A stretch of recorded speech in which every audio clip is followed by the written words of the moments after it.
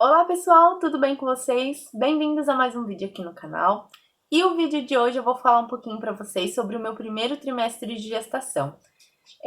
Eu vou gravar diário de gravidez assim por trimestre, né? Então, graças a Deus, já passamos do primeiro trimestre, que é os primeiros 3 meses são os mais perigosos, né? Que corre risco de aborto, é onde você vê se tá tudo bem com o bebê. Então, e assim, principalmente pra mim foi muito tenso esses 3 primeiros meses, né? Vocês sabem do nosso histórico, que a gente já teve uma perda em setembro.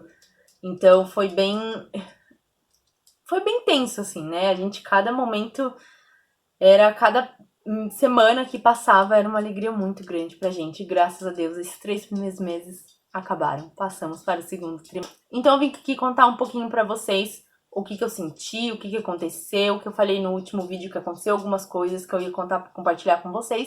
E aí eu vim aqui contar hoje pra vocês. Então, espero que vocês gostem. Se inscreve aqui no canal, deixa o like, comenta aqui embaixo se vocês quiserem saber alguma coisa e continua assistindo o vídeo.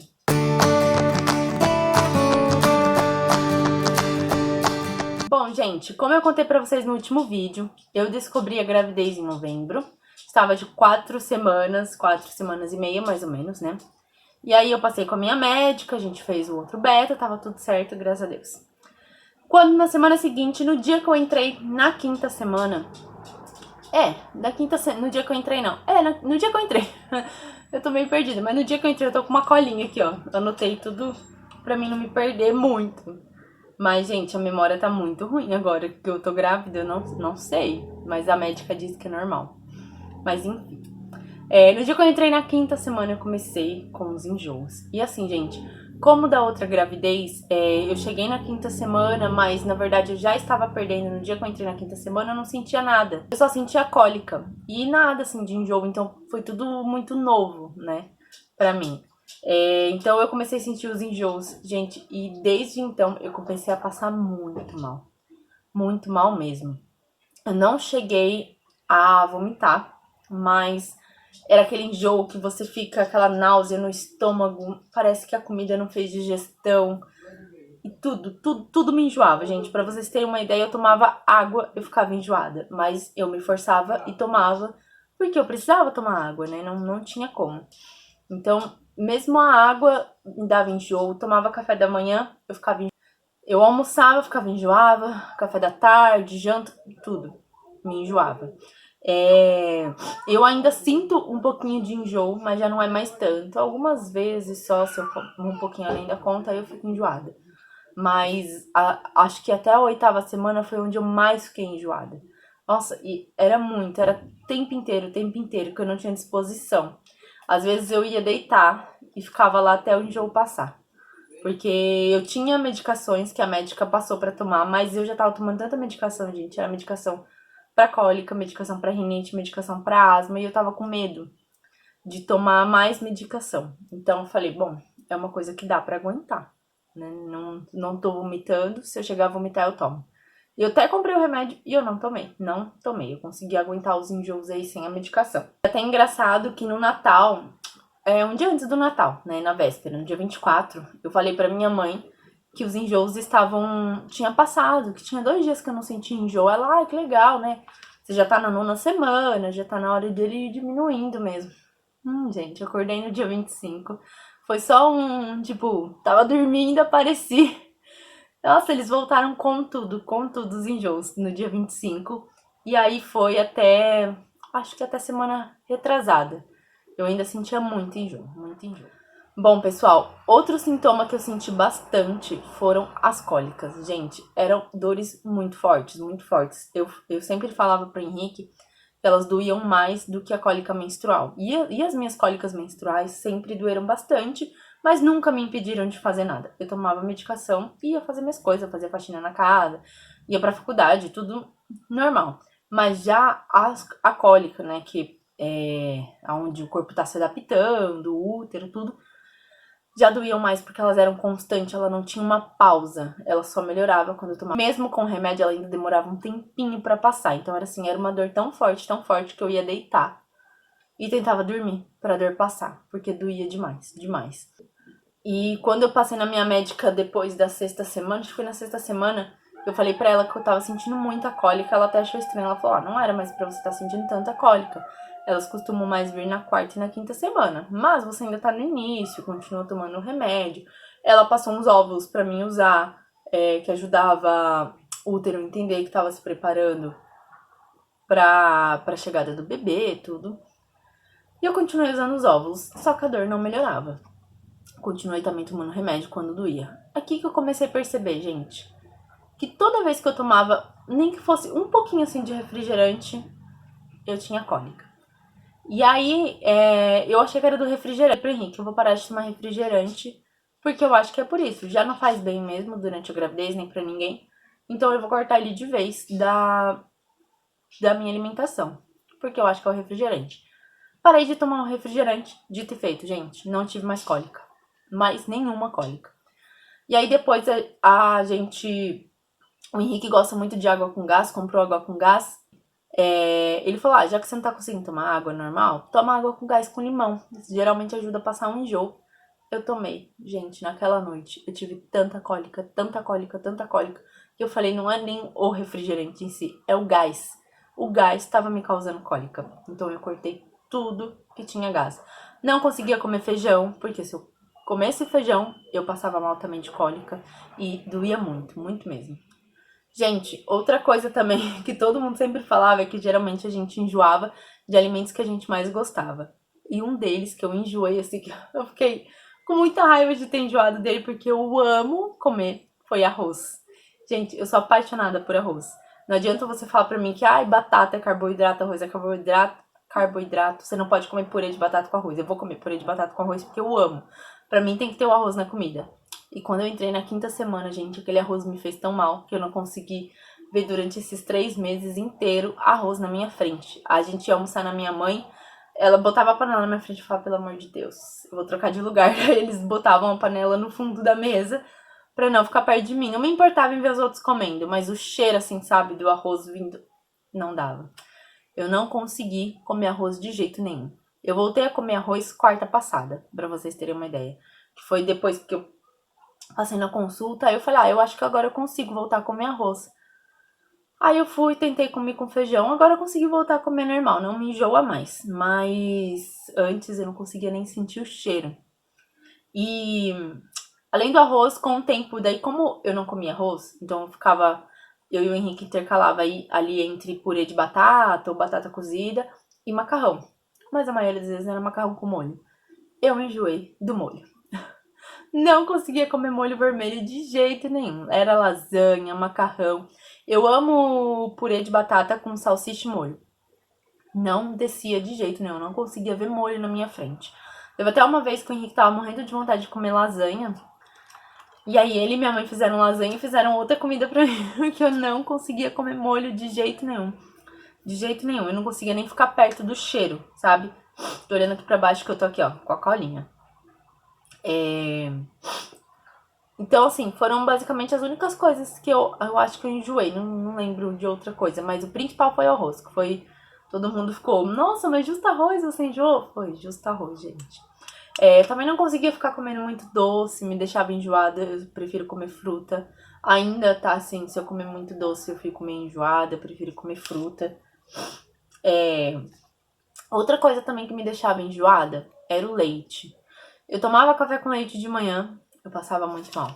Tomava café com leite à tarde, eu passava muito mal. Aí eu pensei, deve ser o café com leite. Vou tentar leite com Toddy. Comecei a passar mal do mesmo jeito. Só que assim, gente, há uns anos atrás, até antes de eu e o Henrique casar, eu fui diagnosticada com intolerância à lactose. Só que eu não entendo muitos exames. O médico que falou que eu tinha, ele era muito grosso, era um gastro que eu passava na época. Muito grosso, tanto comigo quanto com o Henrique, no tanto que a gente parou de passar nas consultas com ele. E eu acabei perdendo o exame, e aí a nutricionista que eu passava até ficou, isso foi no começo do ano, falou, na próxima consulta eu vou pedir o exame pra você, pra gente ver se você ainda é intolerante à lactose, porque eu só passava mal com leite, e não era todas as vezes, e eu passava mal era com dor de barriga, não ficava enjoada nem nada. O leite só me dava dor de barriga e não era todas as vezes, eu podia tomar todo dia, não era sempre que me dava. Então, ela achou meio estranho, como assim você é intolerante e nem sempre o leite, né? O leite puro ele te faz mal. Eu tomava Danone, requeijão, manteiga, tudo que vai leite. E nada me fazia mal. Então a gente achou meio estranho. Ela falou, quando voltar, eu peço o exame. Só que daí o que aconteceu? Coronavírus entrou, não fui mais na consulta com a nutricionista, porque não saía de casa. E ficou por isso mesmo. E aí nessa que entrou a pandemia, eu tava fazendo uma dieta, cortando tudo do leite, tudo derivado do leite. Não podia, eu só podia comer o que não ia nada de leite. Então tinha um lugar específico no Mercadão da cidade que eu comprava manteiga.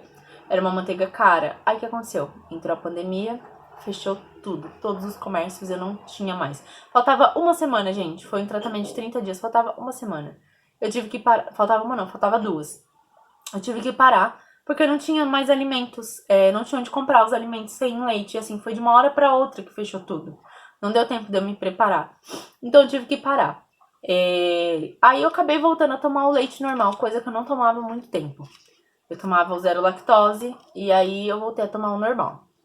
E não me fez mal. Até eu engravidar agora do Matheus. Que agora começou a me fazer muito mal. E é uma coisa que eu até preciso conversar com a minha médica na próxima consulta, que eu percebi esses dias. Que o leite tá realmente me fazendo muito mal. Eu tô tomando Danone, me faz mal. Mas os derivados, queijo, leite, ou queijo, requeijão, olha a memória. Queijo, requeijão, não tem me feito mal. É só os líquidos mesmo. Então, é uma coisa que eu preciso ver o que tá acontecendo. Gente, outro sintoma que eu tive nessa gravidez foi a irritabilidade. Nossa, eu ainda tenho. Eu acho que isso pode ser que fique até o final da gravidez, né? Pelo menos todo mundo diz que fica. A Lisa vai aparecer aqui. Fala, oi, gente. Vim participar aqui. Contar como a minha mamãe ficou irritada. Bom, gente, eu fico, ainda estou muito irritada, sabe? Tem certas coisas que me irritam, pessoas que eu gostava muito, não suporto nem ouvir a voz, uma mensagem que me mande, não consigo. Me irrita, não sei porquê, gente. Ainda eu converso isso com a minha psicóloga. Eu falo, gente, o pessoal falava que na gravidez você se irrita às vezes com a pessoa que você mais gosta. Tem gente que se irrita com o marido, tem gente que enjoa do marido. Já ouvi isso falar muito disso. Graças a Deus não é o meu caso. Eu e o Henrique, a gente se dá super bem. Mas eu falei pra ela, eu ouvi o pessoal falar isso, eu achava, gente, mas como? E é verdade, é verdade. Frase, sabe, que às vezes as pessoas falam, acaba te deixando irritada ou então sensível, gente. Eu entrei na fase de só querer chorar, tudo me faz chorar. E aí eu fico irritada e depois eu choro. Até ontem teve um episódio, depois pro o dia de gravidez do segundo trimestre eu conto mais sobre isso, se vai continuar. Mas ontem eu fui no correio pra levar churrasqueira elétrica pra arrumar. E ele sempre tem caixa lá, que eu ia mandar pro local, né? E como já é a quarta vez que a gente manda essa churrasqueira elétrica, eu já sabia que tinha caixa e levei a churrasqueira. Tô lá esperando, não fiquei muito tempo esperando, fiquei sentada lá no preferencial. Acho que eu fiquei uns 10 minutos. Aí a moça do correio viu que eu estava com o produto na mão, sem caixa. Aí ela falou, moça, eu tô sem caixa pra desse tamanho hoje. Falei, sério, acabou? Ela falou, pior que pra hoje acabou, eu não vou ter. E aí eu falei pra ela, não, tudo bem. Aí eu fui embora. Mas eu acabei ficando tão irritada, não com a moça do correio, pelo fato de não ter uma caixa. E eu comecei a chorar. E aí eu mandei um áudio pro Henrique, eu falei, nossa, que saco, por que eu tô chorando? Não aconteceu nada, a moça só me falou que não tinha caixa. E eu falei, ok, tudo bem, depois eu volto. E aí eu comecei a chorar, de nervoso, de raiva. Gente, por que eu tô chorando? Mas isso é super normal na gravidez, né? Mas enfim, tudo me irrita ainda. Ainda me irrita. Algumas coisas, aquele dia que você tá num desânimo, às vezes alguém fala alguma coisa, já fica irritada. Outra coisa também foi o desânimo. Gente, eu tive muito desânimo na gravidez, muito. Tinha dia assim que eu sentava no sofá e não tinha vontade de fazer mais nada o dia todo. De tão cansada que eu estava, não tinha ânimo pra nada. Nada. Até no dia, na véspera de Natal, eu fui cortar o cabelo e conversando com a cabeleireira, ela falou, olha, você não pode ser assim não. Né? Eu sempre gostei de me maquiar, assim, e agora, gente, o trabalho que eu vou ter de passar a base, acaba batendo um desânimo. Eu acabo não querendo fazer nada. Só ficar ali quieta na minha, tranquila. Mas isso tem melhorado. Eu tenho me forçado a fazer as coisas agora. Mas no começo, gente, os primeiros trimestres, ainda mais que eu tinha muito medo de ficar me esforçando muito, eu passava a maior parte do tempo deitada. Deitada assistindo TV, fazia as coisas que eu podia fazer no computador. Pra mim era muito mais prático. No tanto que eu fiquei um tempo sem gravar vídeo direito pro canal, porque eu tava o tempo inteiro desanimada e ainda não tinha contado aqui no canal que eu tava grávida, então eu preferia ficar sem gravar do que gravar um vídeo nada a ver, né? Digamos assim. E, gente, a última coisa agora, vou contar pra vocês, que aconteceu comigo durante essa gestação, foi que eu tive um sangramento. Quando eu tava na 8ª semana, eu tive um sangramento. E foi muito assustador, muito. Porque a gente já teve a perda do nosso primeiro bebê em setembro. E na hora que eu me vi ali tendo um sangramento de novo, eu pensei, tá acontecendo de novo, né? Eu e o Henrique em casa. Isso já era umas 11 horas da noite, a gente tinha comido, tudo. Aí eu falei pra ele, eu vou tomar banho. E ele tava na sala. No que eu fui tirar minha roupa, eu vi que tinha um pouco de sangue na calcinha. Não era muita coisa, era pouca coisa e era um sangue bem escuro. O que da outra vez já foi diferente, porque além de ser muito sangue, da outra vez era um sangue bem vivo, né? Dessa vez era bem pouquinho e escuro. Mas eu fiquei com medo, porque poderia ser o início de um aborto. Na hora eu gritei, Henrique, Henrique, eu tô sangrando, vem logo, eu tô sangrando. Aí ele veio, ele viu, ele falou, tô indo buscar o carro, a gente tá indo pra maternidade agora. E ele desceu correndo, ele só botou camiseta, do jeito que a gente tava, a gente foi. Eu só troquei ali a roupa íntima, botei um absorvente, porque eu não sabia o que poderia acontecer e foi. E tremendo, gente. E eu, quando eu tô muito nervosa, eu não consigo ficar toda hora orando. Eu só conversei com Deus, eu falei, Deus, o Senhor sabe a minha vontade. A minha vontade é ter esse bebê. Mas eu não vou ser egoísta e pedir pro Senhor me dar o meu filho, porque isso não depende de mim, né? Então faça o que for melhor por mim e por ele. É só isso que eu peço. Foi a única coisa que eu pedi pra Deus. E aí eu entrei na consulta com a médica. Isso já era quase meia-noite, então o hospital tava vazio. Isso que foi bom. E aí eu entrei na consulta com a médica, eu fui atendida super rápido. E ela me examinou, ela falou, olha, o colo do seu útero tá fechado, tem muito pouco sangue. Mas vamos fazer um ultrassom pra ver se tá tudo bem com o bebê. Pra ver se tem alguma coisa, né? Aí eu falei pra ela, eu falei, doutora, eu tenho quase certeza que isso não é um aborto. Porque eu já tive um aborto antes, eu sei como é que é. Ela falou, não, isso não é um aborto. Porém, pode sim ser o início de um aborto. Aí eu perguntei pra ela se era normal as gestantes sangrarem. Ela falou que se era normal não, se era comum. E ela falou que era muito comum, a maioria das gestantes tinham um sangramento no início da gravidez. Pra mim não me assustar enquanto a gente não fizesse ultrassom. Não ficar preocupada enquanto não fizesse ultrassom. E aí o que aconteceu também? Eu e o Henrique temos o fator RH sanguíneo diferente um do outro. Ele é positivo, eu sou negativo. Eu já sabia, antes, quando eu tava tentando engravidar, eu já tinha conversado com a minha médica sobre isso. E ela me explicou que eu teria que tomar uma vacina no 7º mês de gestação, que era pro bebê, eu não lembro agora, gente, explicar o porquê, mas eu sei que era pro segundo filho, não era nem pro primeiro, era pro segundo filho, pra segunda gravidez. Pra não correr o risco de eu não conseguir engravidar na segunda vez, da segunda gravidez. Aí eu engravidei a primeira vez em setembro, mas foi muito rápido, não deu tempo de eu tomar a vacina. E aí a médica pediu os exames, a Cumbis, não sei o que consta se eu fui afetada alguma coisa por conta do fator ser diferente, né? Eu sei que eu fiz esse exame, gente, 4 vezes, e as 4 vezes deu negativo. Então ela falou, você não precisa tomar a vacina. Você consegue engravidar normal. E aí quando eu engravidei agora do Matheus, a gente repetiu o exame e ainda assim tava negativo. Ela falou, então a gente vai esperar. No 7º mês você toma a vacina. Quando eu tive esse sangramento, a médica do hospital me explicou que seria melhor eu já tomar essa vacina pra não correr o risco de afetar o bebê de alguma forma, né? Que talvez isso pudesse ser a causa, mas também pudesse não ser. E ela me explicou que era melhor eu tomar essa vacina, que geralmente se toma no 7º mês, mas como eu tive um sangramento, era melhor eu já tomar a vacina. E aí eu fiz o ultrassom, tava com muito medo de não ouvir o coração dele, mas tava tudo bem com o Matheus, graças a Deus. Coraçãozinho batendo mais forte do que da última vez. E o médico falou, tá tudo normal, não tem sinal de deslocamento, sinal de nada, tá tudo normal. não tem explicação pra esse sangramento. Mas provavelmente logo vai passar, se não melhorar você volta. E aí, o que aconteceu, gente? A médica, ela já tinha ido embora porque tinha acabado o plantão dela. Ela fez questão de me ligar e me explicar que tava tudo bem com o meu bebê. E eu expliquei pra ela que o seguinte, lá no hospital, todo procedimento que você vai fazer, você tem que pedir autorização toda hora pro convênio, naquele hospital. E aí, quando eu fui pedir autorização pra tomar a vacina, a recepcionista me explicou que como não era considerado uma vacina de urgência, o convênio demorava até 2 semanas para autorizar. E a médica falou que eu tinha que tomar em até 72 horas depois do sangramento. Então, eu falei, bom, aí eu já fiquei assustada.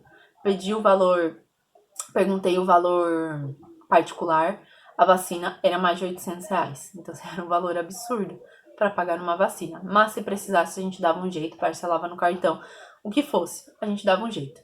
E aí, quando a médica me ligou, eu expliquei isso pra ela, ela falou, olha, às vezes é melhor você ficar internada, porque é mais fácil do convênio autorizar, né? Então, a gente te interna pra você poder tomar a vacina. Aí eu falei, bom, vou conversar com a minha médica. Aí, quando foi no dia seguinte, logo cedo, eu liguei pra minha médica. E a gente conversou, expliquei pra ela que eu tinha tido sangramento. E ela falou, Ana Paula, então vamos fazer o seguinte, você se interna, fica 24 horas lá em observação, toma a vacina e vai pra casa, se estiver tudo bem. É até melhor que você fica em observação. E foi o que eu fiz, gente. Fui pro hospital, eu fiquei 24 horas internada lá na maternidade pra poder tomar essa vacina e pra ter certeza que eu não ia ter mais nenhum sangramento. O Henrique ficou comigo o dia todo e minha mãe dormiu comigo no hospital porque o Henrique tinha que trabalhar no dia seguinte. Então, eu fiquei no hospital, não tive mais sangramento. O sangramento parou no mesmo dia. Ele veio de madrugada, eu fui no banheiro e já não tinha mais sangue nenhum. Eu tomei a vacina e agora eu e o bebê estamos imunes. Não vou precisar tomar de novo, a médica falou, né? Por enquanto a gente vai acompanhar, mas não, por enquanto não precisa tomar de novo. E tá tudo bem, gente, agora. Foi um susto muito grande, porque enquanto a gente ia pra maternidade, eu ia o tempo inteiro no carro, falando pro Henrique, não, de novo não, de novo não, eu não vou aguentar isso de novo, não quero passar por isso de novo. E ele nervoso, mas tentando me acalmar ao mesmo tempo. Mas graças a Deus, gente, Deus é maravilhoso. E deu tudo certo, tudo certo. Foi só um susto, é como ele falou, às vezes tem males que vêm pra bem. Às vezes o sangramento veio pra você já tomar essa vacina, já ficar livre, já ficar bem, né? Porque se eu fosse tomar no 7º mês de gestação, que é quando a médica ia passar, não ia ter como ser pelo convênio. Eu ia ter que pagar. Então, é que nem ele falou, a gente não sabe o dia de amanhã. Não sabe se a gente ia ter dinheiro lá pro 7º mês de gestação, ainda mais tendo que comprar tudo do bebê, né? Então, foi bom. Você já tomou, tá tudo certo, tá tudo bem com o Matheus. E graças a Deus, deu tudo certo. Então, esse foi o fato que aconteceu no primeiro trimestre, que assustou bastante. Depois eu fiz um pouquinho de repouso. Mas agora eu já tô liberada do repouso, já tá tudo certo. O Matheus é super agitado. Na última consulta, semana passada, com a minha médica, ela fez um ultrassom lá no consultório e ele tava se mexendo muito, muito, muito, muito. Ele fazia assim com as mãozinhas, com as perninhas, e ele é super agitado. E o mais engraçado foi que, enquanto ele tava se mexendo, a médica teve uma hora que ela gritou, vai Corinthians, e ele levantou o bracinho assim, ela gritou 2 vezes e ele levantou o braço. O Henrique ficou doido da vida, que o Henrique é santista, né? E ele ficou doido da vida, ele, não, Matheus, Corinthians não, e agora tá todo mundo falando que o Matheus vai ser corintiano. Mas tá tudo bem com ele tá forte, saudável, se mexendo bastante, é super agitado. Eu ainda não sinto ele mexer, mas a médica falou que geralmente as mulheres sentem lá pelas 20 semanas só. Então, pra mim ficar tranquila que tá tudo bem, tá tudo certo. Comigo e com ele, graças a Deus. Bom, gente, mas é isso. Espero que vocês tenham gostado do vídeo. Contei um pouquinho sobre como foi esse primeiro trimestre de gestação. E daqui 3 meses eu conto pra vocês como é que vai ser aqui esse segundo trimestre, que agora eu tenho... Essa semana não, mas na próxima consulta a minha médica já falou que eu vou ter muitos exames pra fazer, que ela vai passar pra mim fazer, né, do segundo trimestre. E aí eu conto tudo pra vocês, então, depois como é que foi esse segundo trimestre. Espero que vocês tenham gostado do vídeo. Se inscreve no canal, deixa o like, comenta. E é isso aí, gente. Um super beijo e tchau, tchau!